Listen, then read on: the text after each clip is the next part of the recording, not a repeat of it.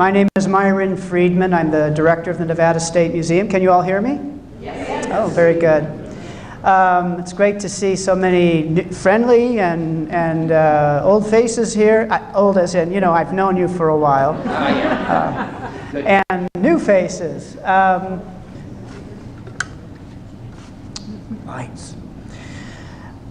Stewart Indian School is as unique a historic site as you will find in Nevada, let alone the United States.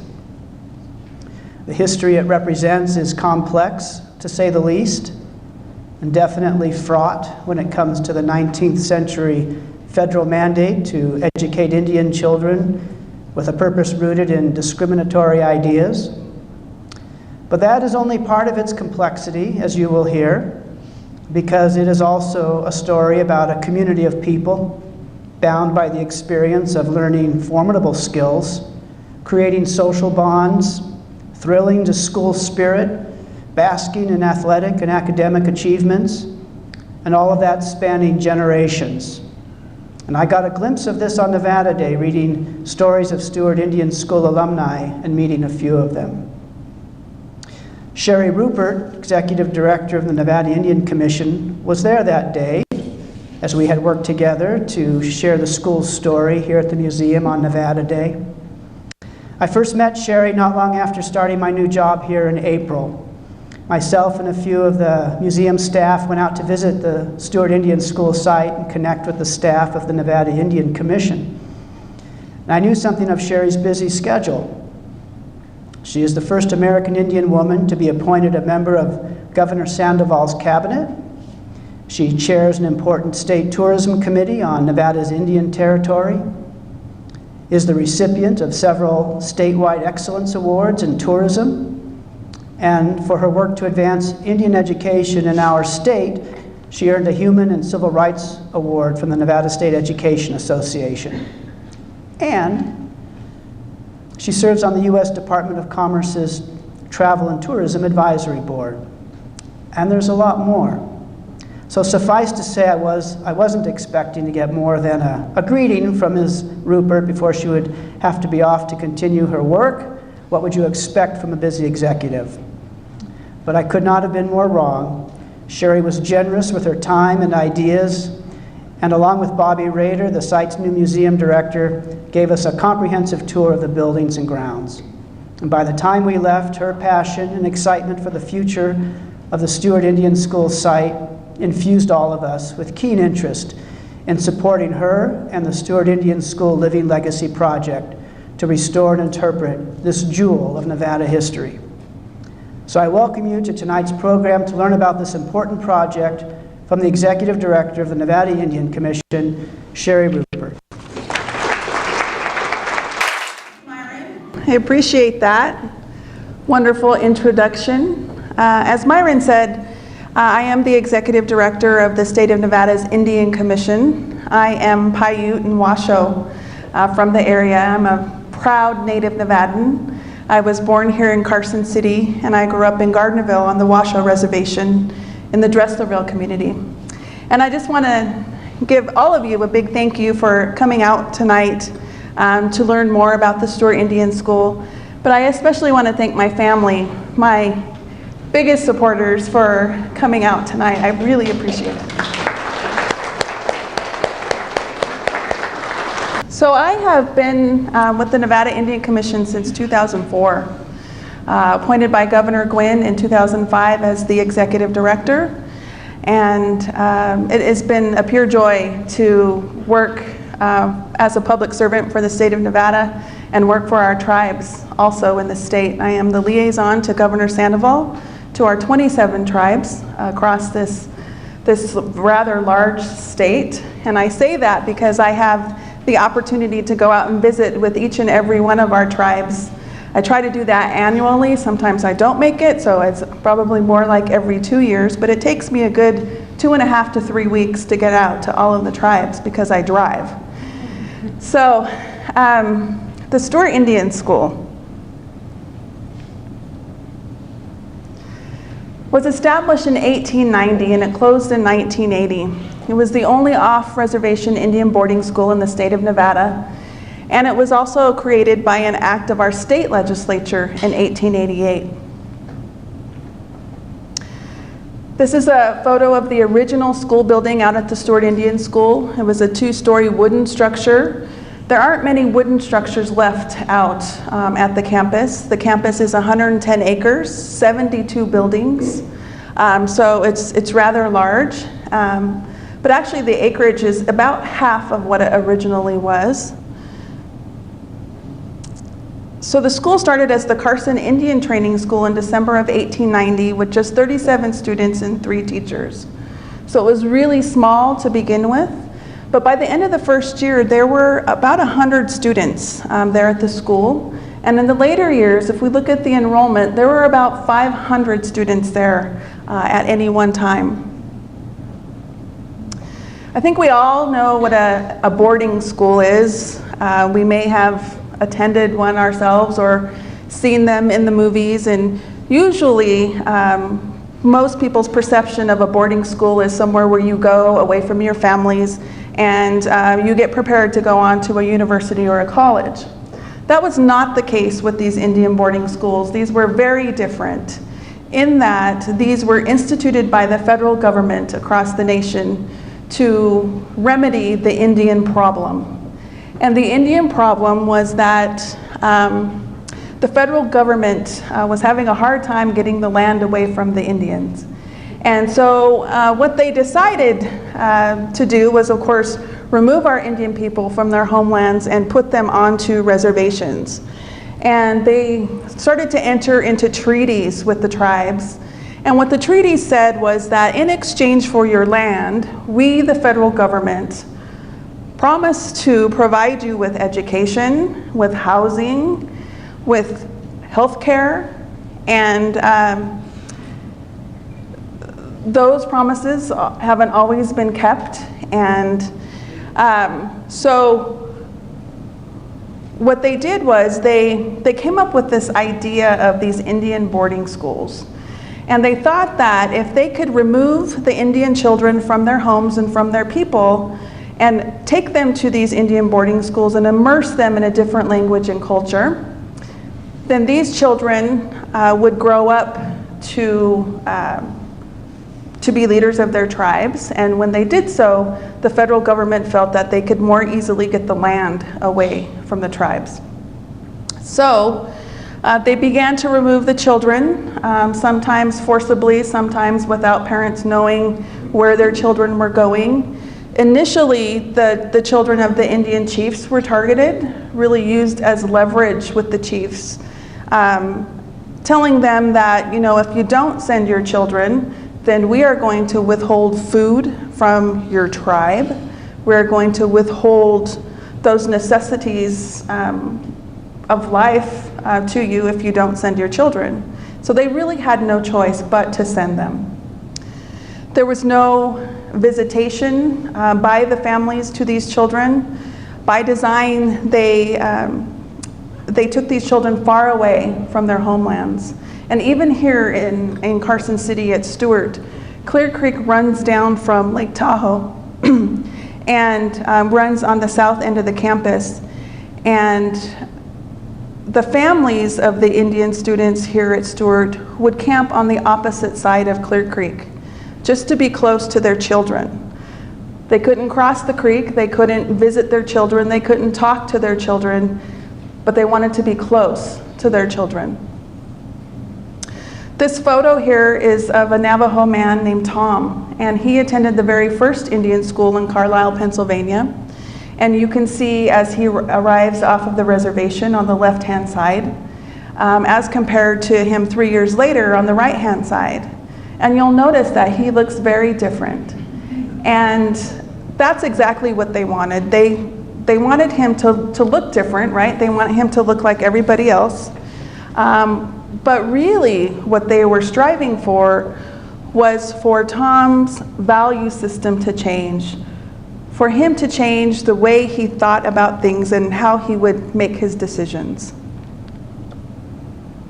This is a photo of one of the early classrooms out at the Stewart Indian School. As I said before, when the children arrived at the school, they were immersed in a different language and culture. They were not allowed to speak their native languages or practice any of their traditions. And this map here shows the United States, and it also shows where Army Captain Richard Pratt took 84 children from the Dakota Territory halfway across the country to Carlisle, Pennsylvania. Carlisle is the site of the very first Indian boarding school, and I had the opportunity to visit Carlisle a few years ago, and it's a beautiful campus. It's more colonial looking, and but it doesn't have the access that Stewart Indian School has. It's an Army War College. And so you, of course, have to show your ID, you have to get out of the vehicle, they search your vehicle for bombs, because their leadership is there in the Army. And so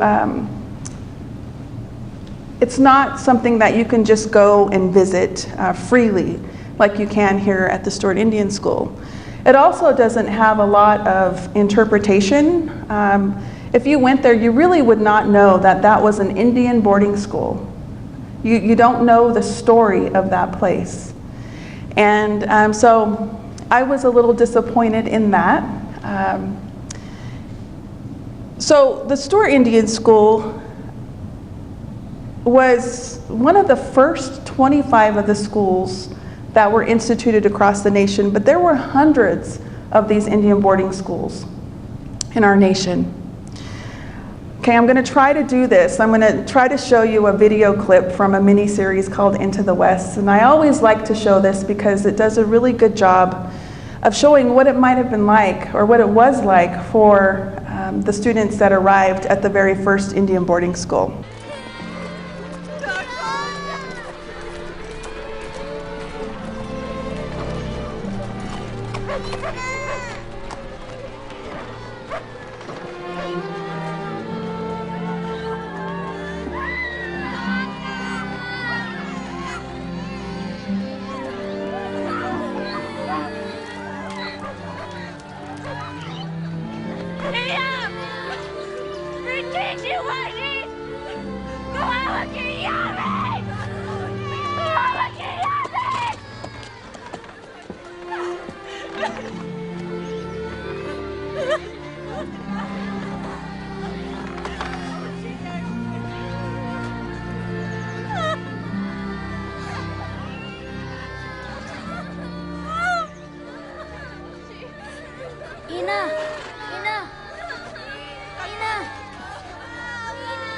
Wawit ichunze ni tawaki gitsu yayo.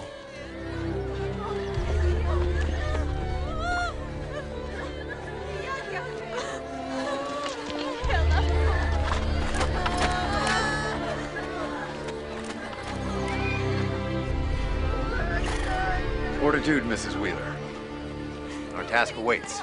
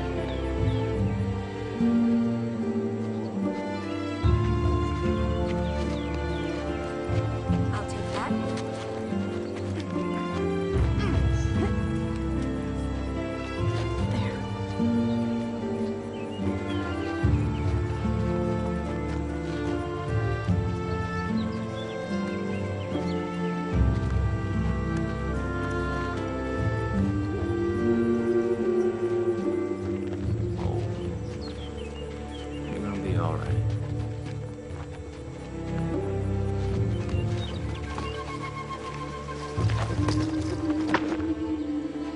Come on, boy.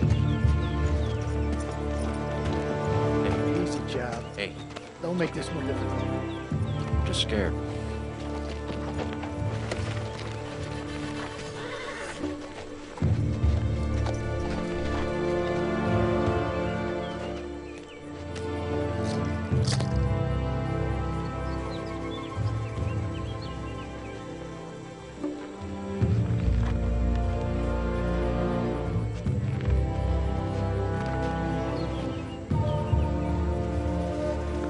Do you see these marks? Each word is a white man's name. You will choose one of these names for your own. Begin, please.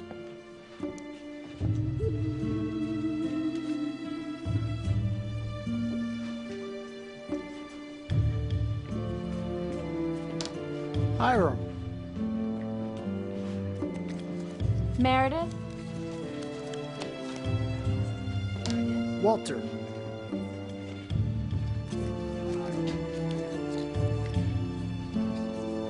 Carl.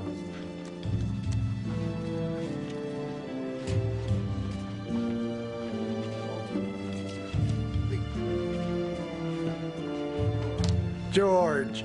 Abigail.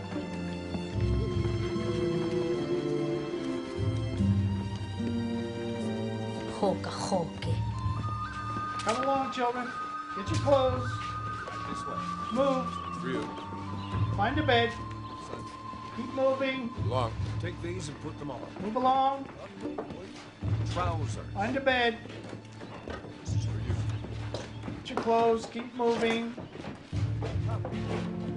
Move. Move along. There you are. Keep moving. Go in that room. Find a bed. Get your clothes. Go in that room. Find a bed.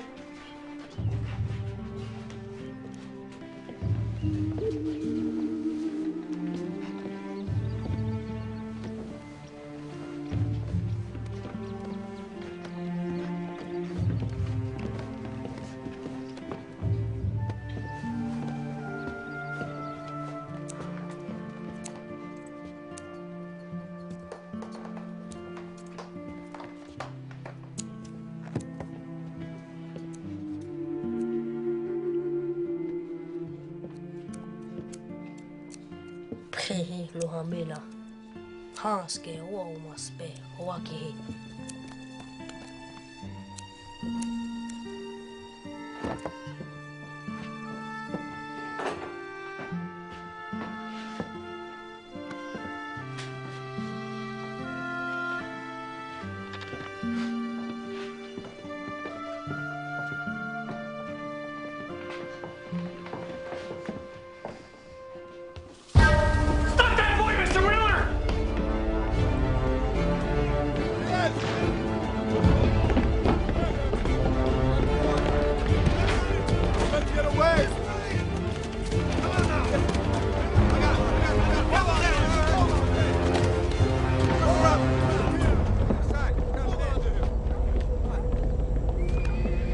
Expected of some of them.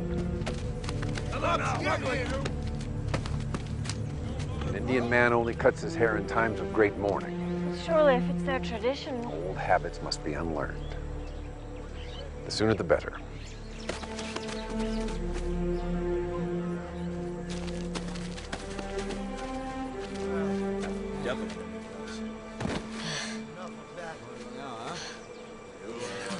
Thank you, everyone.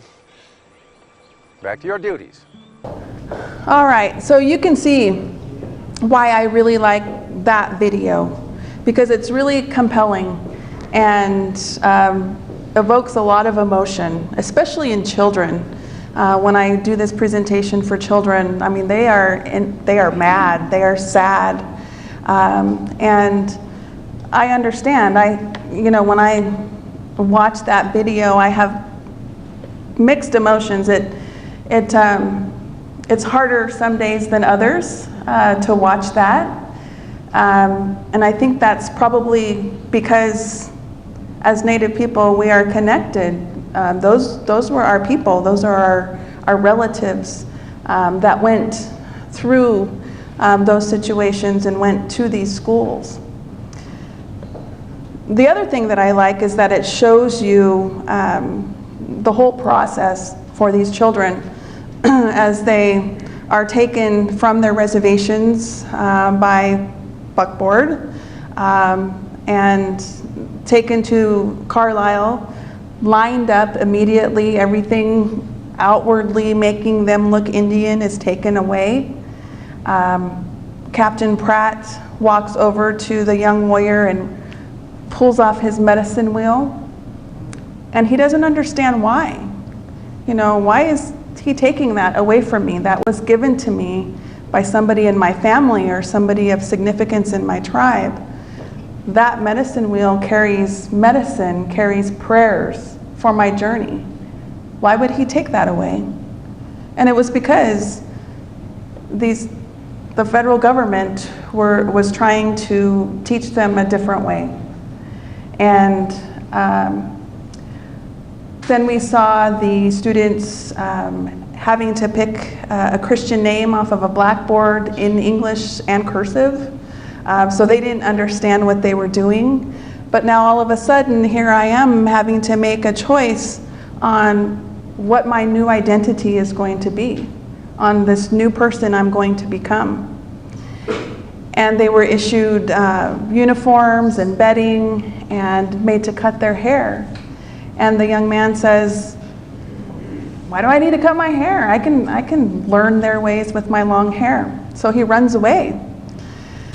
And they follow him, they surround him, and right away Captain Pratt comes out and says, you know, well, it's to be expected of them. You know, Indian men don't cut their hair unless in times of great mourning.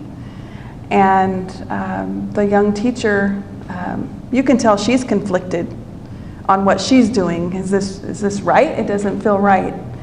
And so she says, well, surely if it's their tradition, you know, we should let them. And he said, oh no, these things need to be unlearned.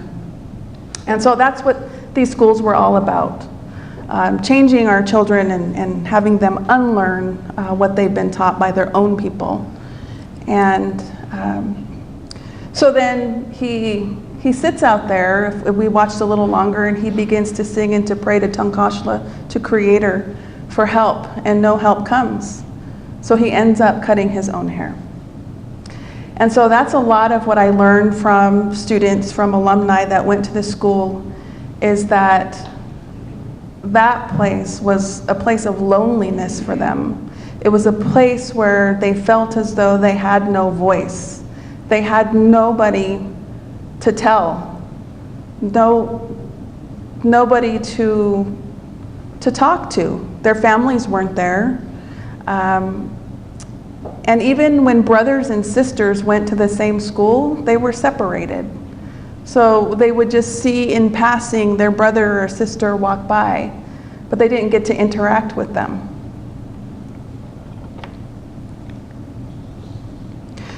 This is a photo of one of the early classes at the Stewart Indian School, and you can see really how tiny some of them are in their little government issue uniforms, which the alumni called govies. The first students at the Stewart Indian School were of the Great Basin tribes, the Washoe Paiute and Western Shoshone people. The school initially was K through 8th grade, and then it became a high school, just a high school in the later years. And some children came as young as 4 years old. Many times that was due to the fact that they no longer had family or you know, parents that could take care of them. So they would be placed with a faculty family at the school. And I've interviewed Earl Laird Jr., and he has since passed on, but before he passed away, I think it was 2008, I spoke with him, and he talked about his father, Earl Laird, who was the band director out at Stewart for almost 40 years, and how he grew up at Stewart as a non-native person. And that a little boy named Clarence had come to live with him and his family, and Clarence grew very close to Earl's mother. And, but, you know, as we all do, we age, and he became old enough to where he had to go live in the dorms with the other children. And Earl recounted the day that that happened, where the federal agents came and removed Clarence, and he talked about his mother was crying, and Clarence was screaming and kicking and crying, and he didn't want to leave, but he had to. And then he also talked about how Clarence would run away from the dorms and run across the campus over to the faculty cottages where the students were not allowed to be. And he went there because he wanted a hug from Earl's mother. He wanted affection. And that is, you know, we often talk about these boarding schools and how it affected language of our people, the loss of language. We talk about loss of traditions and ceremonies. But often what we don't talk about is that loss of the ability to nurture. Because these children came so young and were taken so young away from their families, that bonding piece, you know, with your people and with your families, if you don't have people there telling you every day that they love you, that they care about you, ask how your day went. If you get hurt, they help you. If you have a bad day, they talk to you. These children had dorm matrons, and they had the other students. And so, you know, if you're not taught these things, if somebody's not telling you they love you, then you never learn it. And then how do you teach your children and your grandchildren these things? So I often have alumni in the room with me, and they'll come up afterward and say, you know what, that's why my grandma never hugged us. We knew she loved us, but she never said it. And that has a lot to do with these schools. School attendance for our Indian people was mandatory. As you saw in the video, agents would arrive at the reservation, round them up, put them on wagons, and take them to these schools. Once they got there, there were very strict rules. They could not speak their native languages or practice any of their traditions, and if they did, there were harsh punishments for that. The school was run like a military camp. Army Captain Pratt was the first really superintendent of the schools there in Carlisle. And so that kind of carried over into the other boarding schools across the nation. The school had a strict regimen, daily regimen, academic study in the morning, vocational study in the afternoon. Many of my relatives went to the Stewart Indian School, as did my husband's relatives. His great-grandfather, grandmother, and grandfather all went to the school.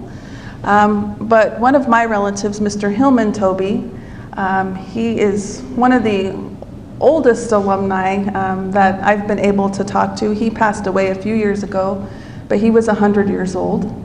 So he had a lot of stories about Stewart that went way back. And he remembered waking up to reveille in the morning and having to do his chores or his duties before 6 a.m. and have his bed made military style, trash in the trash cans out, you know, of the room, and then line up for inspection before breakfast.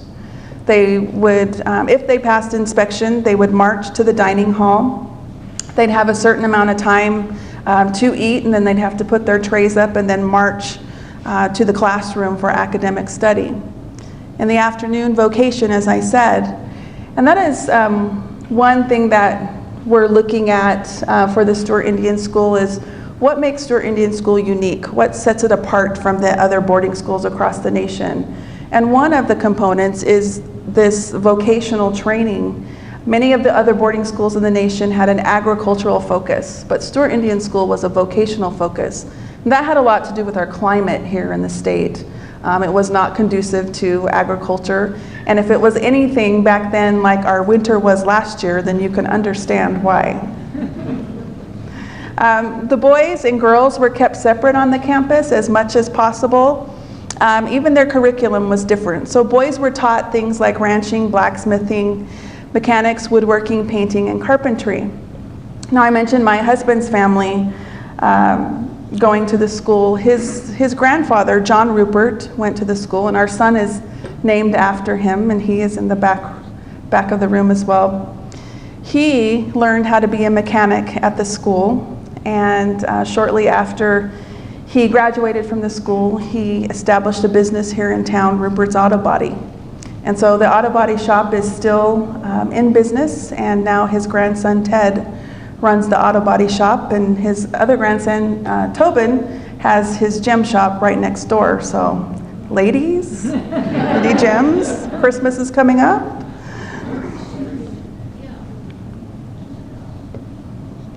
Girls had a different curriculum. They attended classes in baking, cooking, sewing, laundry, and some minimal nursing skills.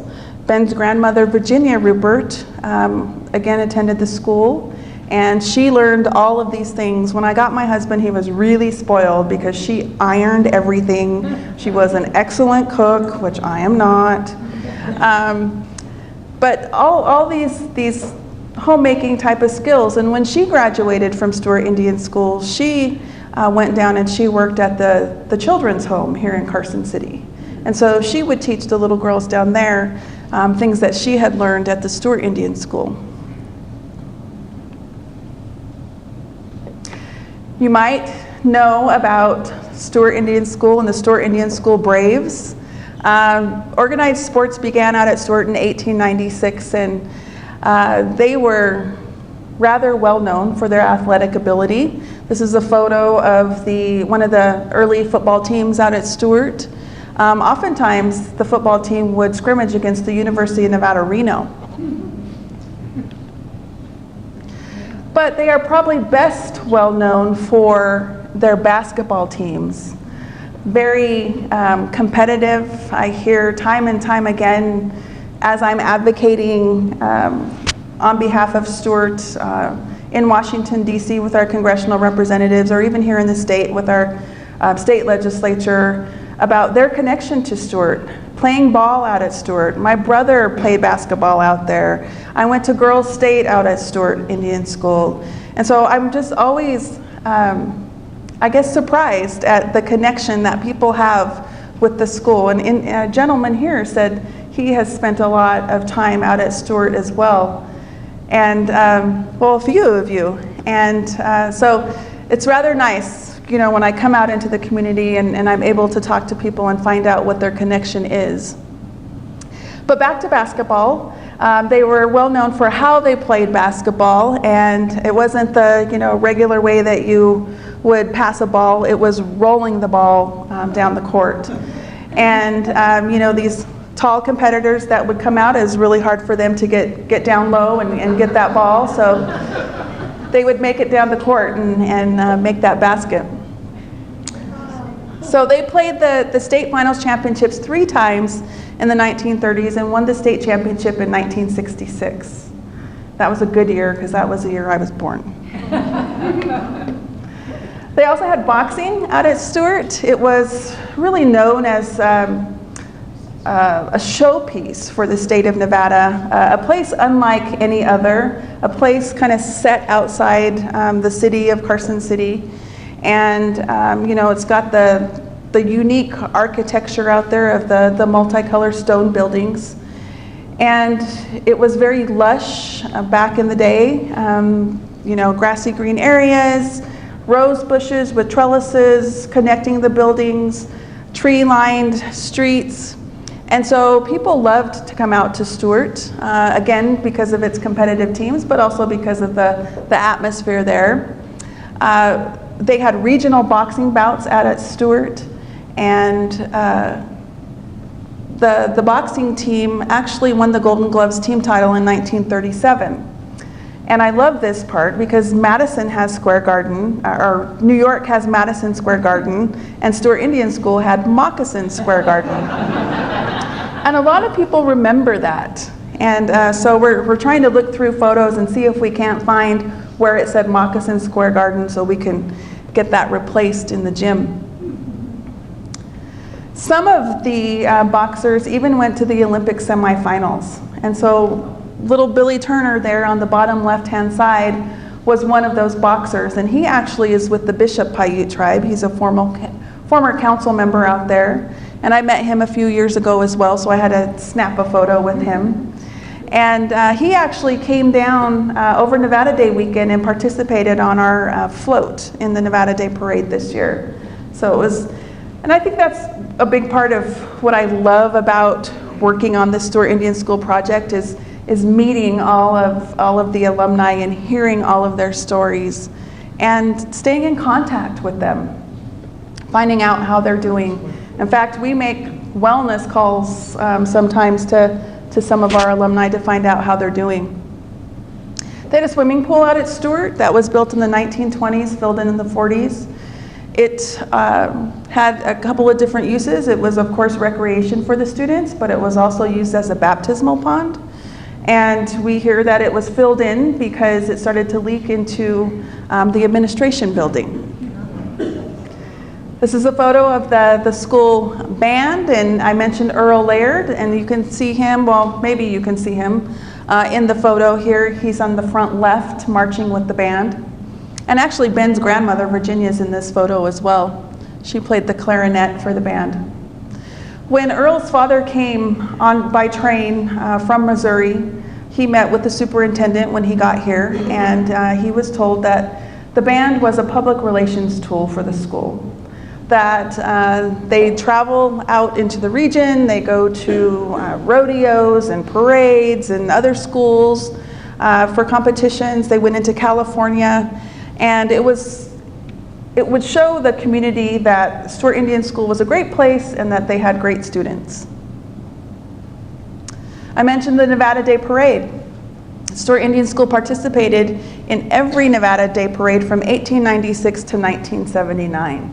So it was a huge tradition for the school, and we started to work with the Stewart alumni in 2009 to bring back the tradition of having an entry in the Nevada Day Parade. And so the top right-hand photo is of our float in 2009, and we partnered with alumni. It was actually my Uncle Joe, Sam, who was a student, an alumni of Stewart, who engineered the headdress that's over the top of my mother's truck. And after he graduated from Stewart, he went into the Navy. And he became an engineer, and he worked for Caltrans for many years as an engineer. And so he did a wonderful job engineering that. And so we saved all those feathers, and this last year, which is the bottom right-hand photo, we utilized those same feathers in a different design. But nonetheless, that component of the float was what everybody commented on, was, oh my gosh, you know, look at those feathers. And as I was walking down the side of the float in the Nevada Day Parade, I heard a lot of little kids say, Mommy, are those feathers? Are those real feathers? So, you know, it was really striking, I think, to people. And again, we had alumni on there, and those alumni that had passed away, we had representatives from their families right on the float as well. We also had our Stewart Father's Day Powwow Princess on the float. And my son and his girlfriend carried the Stewart Indian School banner out front of it. So we do that every other year because it's a lot of work, in addition to everything else that we do. And so I don't know that we'll be in the parade next year. Well, we might, because we got a lot going on. So I'm not going to say we won't.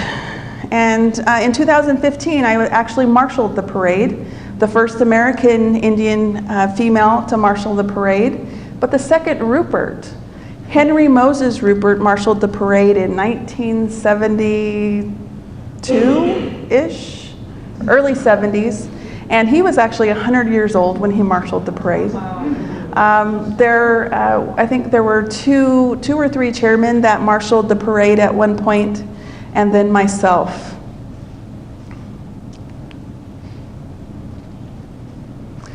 So, federal policy for American Indians changed in 1934 with the Indian Reorganization Act.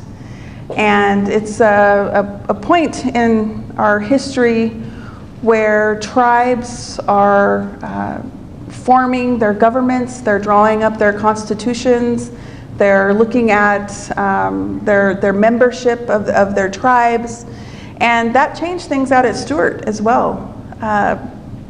The children no longer had to wear uniforms. You can see them wearing street clothing there. They were able to share their culture a bit more on the campus, and they were actually allowed to participate more in outings off of the campus. I don't know if you know this, but it wasn't until 1924 that American Indians became citizens of the United States. And, you know, after the federal policy began to change in the 1930s, we were actually allowed to go to public schools. We weren't allowed to do that before. But there was still a lot of discrimination against American Indians. So many of our people continued to go to the Indian boarding schools and continued to go to Stewart because they felt it was a supportive environment, because everybody there was American Indian. So they had the opportunity to participate on the football team or become a cheerleader, whereas in the public school system, they weren't able to do that.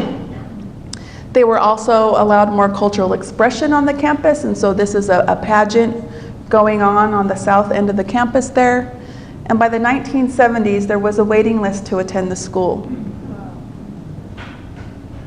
So the school was open for 90 years. And do any of you know, with the exception of my family, know how many federally recognized tribes there are in this nation? 520. Very close. 567 federally recognized tribes. There are more state recognized tribes, and then there are more tribes that are seeking federal recognition. But over the 90 years of the school's history, over 200 of those tribes were represented by students that came to the Stewart Indian School. And it's estimated that there were over 30,000 students that attended the school. Many of our students, upon graduation, joined the armed forces and became members of the legendary Marine Code Talkers during World War II, where they spoke Navajo, and the Japanese were never able to break that code. School closed in 1980, and it still continues to be a cultural center, an important cultural center for Native Americans and the Western United States. The facility is on the National Register of Historic Places, but we'd like to see that stature elevated to a National Historic Landmark. And so we've been awarded funding, and we've actually contracted with the America West Center out of the University of Utah to write our nomination application to have Stewart designated as the National Historic Landmark. So we're kind of in the first phases. We've done our letter of inquiry, and now the America West Center is doing research and writing the comparative analysis and the nomination form. So we know it doesn't guarantee funding, but it does elevate the stature, and so we're also hoping that will, provide more awareness of the school and what we're doing out there to preserve its history. We hold the Stewart Father's Day powwow every Father's Day weekend out at Stewart, and so I hope many of you come out to that. It's open to the public. It's an opportunity for us to share information on what we're doing out at Stewart, for people to come and see the improvements that have been made, to come and experience the culture. We have over 40 artisans, Native artisans, that come out and sell their work. Some are actually making the items as they sit out there during the day. And of course, everybody wants to come and have an Indian taco.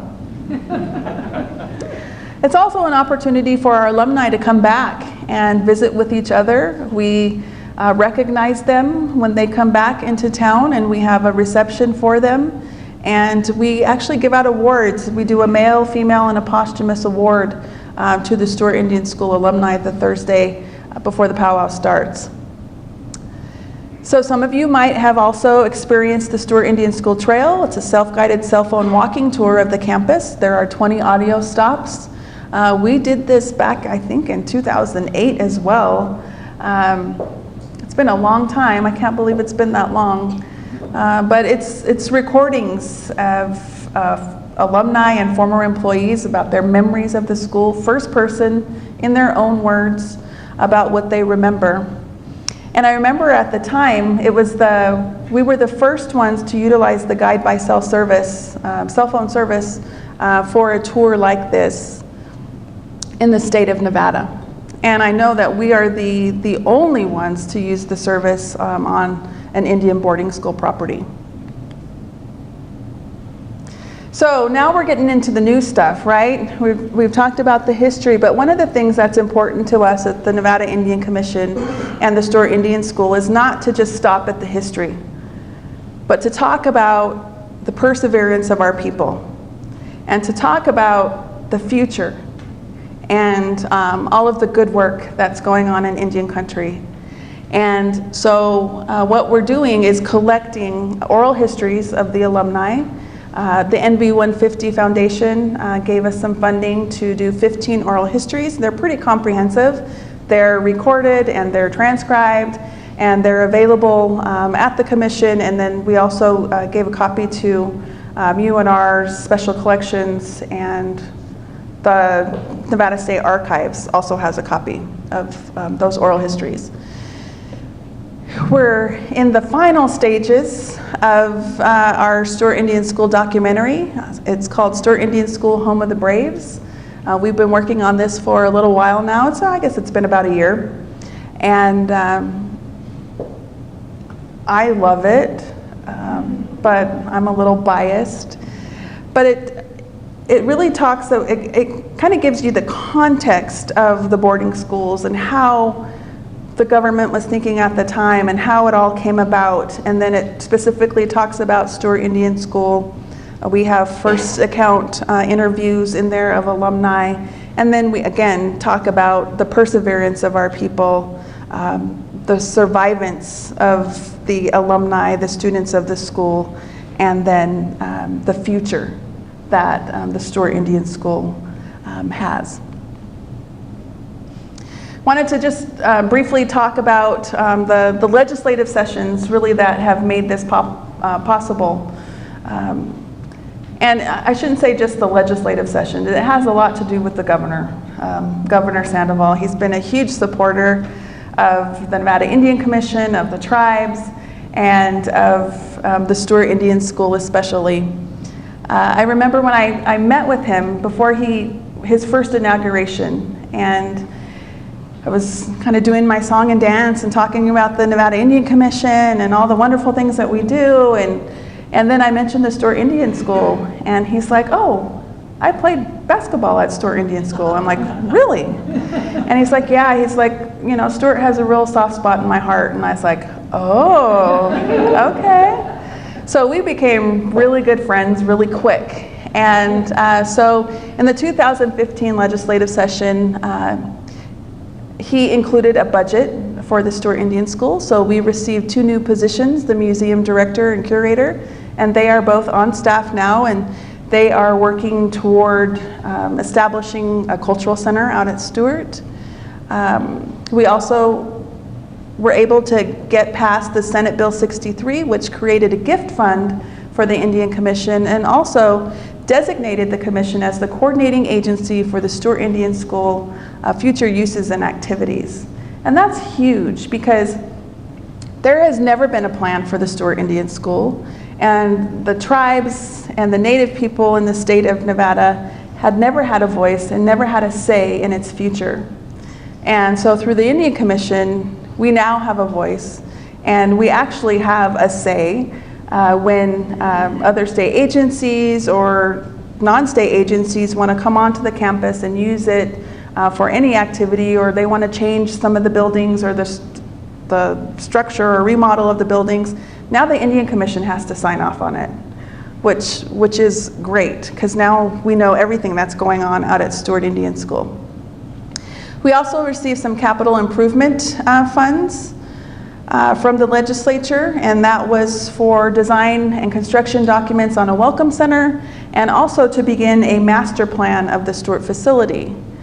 So I'll talk more about the master plan in a minute, but well, let me talk about it now. So the master plan is not just for the cultural center. The master plan is for the entire 110-acre campus and 72 buildings. And it's really exciting because we're talking about an interpretive plan, which is part of the master plan. But the interpretive plan talks about those themes, those stories that we're going to tell throughout the campus, not just in the cultural center, but throughout the campus, in the different buildings, in the different areas. What stories are we going to tell in those areas? And then we have a marketing study as part of it, and a business plan and a strategic plan. So we're really looking at this strategically. We're looking at it of the point of view that this needs to be sustainable. And so we're looking at different public-private partnerships, where we do tours right now, but they're small scale and they're by appointment only, essentially. But we will have a tour program out there. We will have a docent program. We are looking at overnight stays, so lodging. We're also looking at permanent residences out there.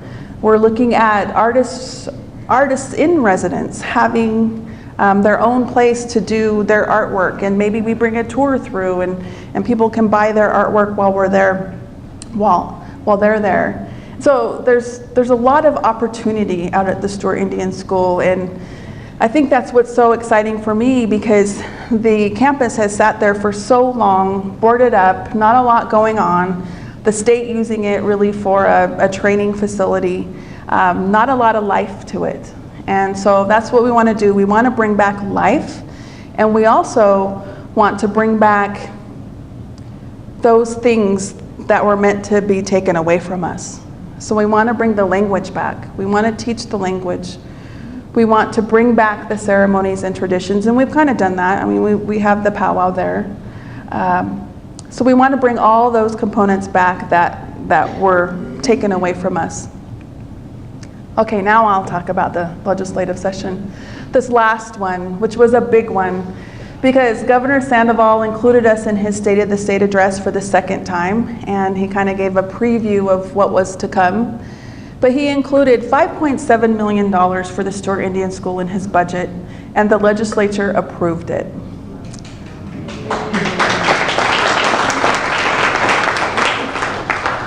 And I'll be honest, I don't really know of any other project in the nation, because I work in tourism nationally, I don't really know of any other project in the nation for a native cultural heritage project that is funded at this level by a state.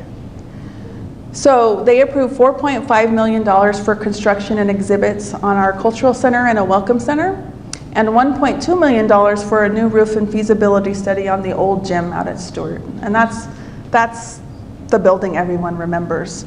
So the top photo there is the cultural center, or going to be the cultural center. The middle building is the old gym, and you can see that the roof, there's holes in the roof there. And then the bottom one is the little, actually it was the original post office out at Stewart, for Stewart, Nevada. And that is going to be our welcome center. So, you know, when you go out there, if you've driven out there, all the buildings kind of look the same, right? Because they have the stone masonry. And so this building is meant to welcome you to the campus and kind of get you situated, get you, you know, I can't think of the word. But anyway, it's going to give you information about the school and where everything is, where the tours start, all those types of things to answer your questions. And we're hoping that Stewart alumni will volunteer to be in the Welcome Center. Just a few other things. Construction, we're told, is going to begin in May 2018, so just a few months down the road. And we're hoping for a grand opening in early 2019. So we don't have really any ground to break, but we do want to do a blessing or a ceremony for the grounds before the construction begins. So we're planning that actually for late April, very early May, to invite everybody out to bless the grounds and to get the construction off on the right foot. And my last slide is a pitch to you all to, how you can help us. By being here tonight is supportive to us because you're interested in learning about the Stewart Indian School. But we do take donations, and we also are always looking for volunteers. We do a lot of different events for the Stewart Indian School, a lot of fundraisers. We are on Facebook, and I know all of you are too. So go to Stewart Indian School and like us. We're just over 1,800, I believe, people that are following, but we're trying to get to 2,000 by 2018. So, and then we have our Stewart Indian School website, stewartindianschool.com, and we try to keep updates on there. We're going to have a lot more coming up as we move forward, and hopefully we'll be selling some of the DVDs off the website as well. I don't think I mentioned the documentary. I mentioned it. It's almost done, but we're looking at doing some premieres of the documentary, and just had a really great meeting with the Nevada Museum of Art, so that's a potential site. We also want to do one down in southern Nevada, and get people down in the south, get them more aware of what we're doing up here, because we're really looking at the Stewart Indian School as a cultural heritage destination with international draw, bringing the international visitors here to the school. So that is my presentation, and again I want to thank all of you for coming out this evening, and especially thank my family for coming out and supporting me. And I'll open it up to any questions you might have. I knew you were going to have a question. You've been writing. Well, thank you very much for the very, very detailed explanation. What, in your opinion, were the benefits to these 30,000 students and the students that were, there must have been some benefits if there was a waiting list. Secondly, that was the boys basketball team in '66 that won the state championship. Did not the girls basketball team also win it sometime? I don't know the answer to the basketball question. We'd have to research that and find out. I've tried to find out, and I can't find anything. Yeah, well, Sherry, can you remember that? And so, yeah, we'll have our curator take a look at that. Yes, yeah. And see if they did. So you talked about the benefits. Yes. And To the students. Right, to the students. And so a lot of the alumni talk about benefits because, the school was good and bad, positive and negative. Everybody had a different story. Everybody had a different experience. So some of the benefits that are noted by alumni is that they learned a trade, right? They learned a vocation. They learned how to be a carpenter. They learned how to be a mechanic. And so then they were able to go off and get a good job, and they were able to care for their families. The other thing is, being at the school, they learned about other tribes because a lot of, for example, Aletha Tom, she's from Moapa, which is down south by Las Vegas. And she talked about, when she came to the Stewart Indian School, she was under the impression that there were only Moapa Band of Paiutes. She didn't know that there were other Indian people out there. And so those people actually became their family when they went to the Stewart Indian School. So they were able to learn about other tribes.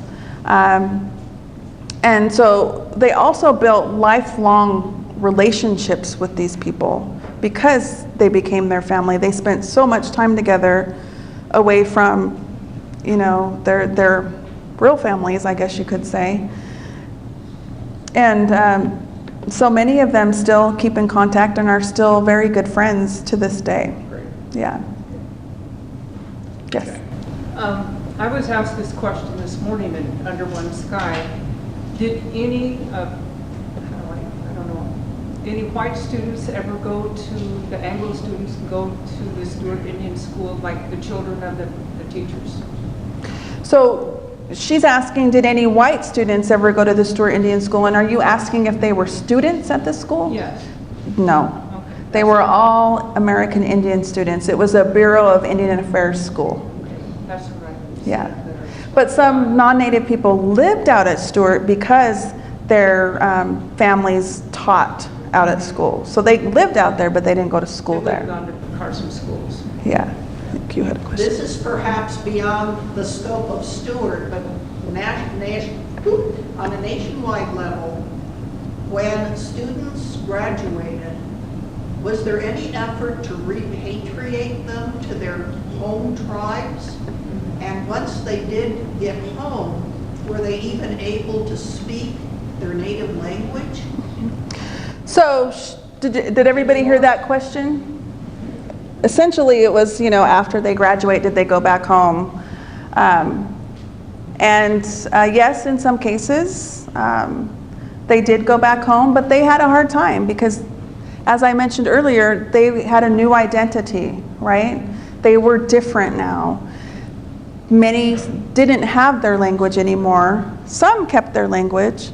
And so they were treated differently because they didn't have the bonds with the families that they could have if they had stayed there. So it was difficult for them. They felt like they didn't fit in, and so then they would go off, into the cities. And actually, the Bureau of Indian Affairs had another program, the relocation program. And so what they would do was when the students graduated from Stewart Indian School, they'd send them home for a week, and then they'd send the bus back around again.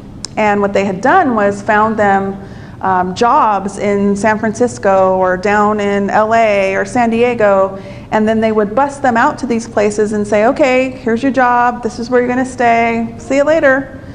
And leave them in the cities. And again, it was an attempt to assimilate the Indian people and keep them off of the reservations and into the big cities to integrate with everybody else. Thank you. Pat? I just wanted to add something to that. I've been working with Native people in the state now for 10 years through the Nevada Arts Council Public Program. And we have had a grant program for master artists and apprentices. And what I've found is that some of these people who went to Indian school or who were part of the Relocation Act in post-retirement are coming back to the reservations and are actually studying Native traditions with younger masters. It's sort of a reverse of how you usually think of it of the elders teaching the youngers, but these elders are coming back to their communities because they really want to get their Indian identity back. Yeah. And I've seen that in a number of places all over the state that is happening. I think as we get older, we want to feel that connection, right? We want to know where we come from. We want to learn the language. We want to learn the culture. And so, yeah, we do see a lot of that. We also see a lot of tribes with their revitalization programs for language and cultural traditions. This is Native American Heritage Month across the nation and in this state. And so you see a lot of programming going on within the tribes, rock your mocks, or you can go and learn how to bead, or go and learn how to make a tule duck. The Nevada Museum of Art had a great program last Saturday where my husband and son talked about our culture and did an eagle dance, and there also was other programming there. Miss Frank was there and she was making pine needle baskets, which are really cool. So there's a lot of programming going on this month, but it shouldn't be just this month. And a lot of the tribes have continuing classes where they are teaching not just their younger generation, but they're also teaching people like me that need to know more about their culture. And I know that there were, are we done, Mary? Well, I have a question. Oh, okay. First of all, I want to say thank you for working so tirelessly to preserve this treasure for all of Nevada and for our Native people. My question is,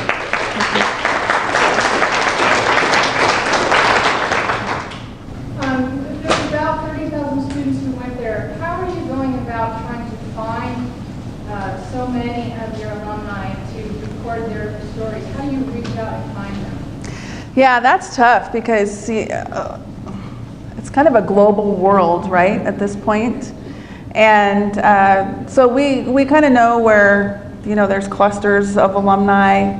Arizona has a big contingent of Stewart Indian School, and they actually hold a reunion annually down there. I've been down there for that. And they get, I don't know, 300 to 500 people for the reunion down there. So that's a good place. There's a big concentration down there. We have quite a few here in Nevada. But what we've been doing to try and reach out and contact is really through social media. There's a lot of people on social media these days, and so through our Facebook, we actually reach a lot of people. Sometimes I post photos of some of the work that's going on out at Stewart, like on the old gym. They went in and they cleaned it out prior to working on the roof, and I posted photos, and I got like 8,500 people viewing those photos. It was crazy because, you know, people share and it goes to their friends and they share, and so it's just, again, amazing to me the interest in the Stewart Indian School. But we're going to do more. We're looking at newsletters to go out and get people, provide awareness. We work with First Nations Focus, which is the new publication by Sierra Nevada Media Group, to get information out through there. And right now they're really kind of a statewide publication, but they're, oh, there it is right there. And so they're looking at going national here soon. And so we have some good partners there at the Sierra Nevada Media Group. And if any of you have suggestions, let us know. But we really do. And then also through the Stewart Father's Day powwow, as alumni come in, we have them sign in, and we try to keep good records of those alumni, and then we're always inviting them every year to come back to the campus. Any other questions? When was the last year that the United States government took children away from their families? The last year that the United States government took children away from their families. Again, another research project for our curator. Yeah, because I don't know the answer to that question, but I've often thought about that. You know what? When did they stop doing that? Yeah, I tend to think it was probably in the before the 1920s. Yeah. Can I ask another question? Yes, sir. Besides the vocational training, what were the academic subjects on the curriculum? I presume reading, writing? Yes, English, mathematics, history. And some of the alumni talk about history, right? And they talk about the joy that they had kind of arguing with the history teachers about their own history. Well, my grandfather told me this. That's not what it says in this book. Whereas the teachers are saying, well, the book says, you know, this is what it is. And even today, you know, my son at the Carson High School, he'll come home and say, Mom, I had to speak up about, you know, the Washoe people or about Indians in general. And so he's, we've really tried to instill in him that oftentimes he is the American Indian ambassador, because when people meet you and they find out that you're American Indian, they think you know about all American Indians, right? And so, and that we're all the same. And so, you know, we really try to encourage him to learn his culture and learn about his people, so that way he can be a good ambassador for his people. Thank you. Mm-hmm. There's one back here. Yes. Did it remain a boarding school until closing, or had they eliminated that? No, it remained a boarding school until 1979 when it closed. And how far away did they bring students from? I mean, how far across the country did they come from? Well, initially, as I said, it was the Great Basin tribes that attended the school, but in the later years it became more of a regional school. So there were students that came from Arizona, New Mexico, the surrounding states around Nevada. They actually, in the later years, had a really large Navajo program at the school, and the enrollment show that there were more Navajos than there were Great Basin students at the school. Okay. All right, thank you.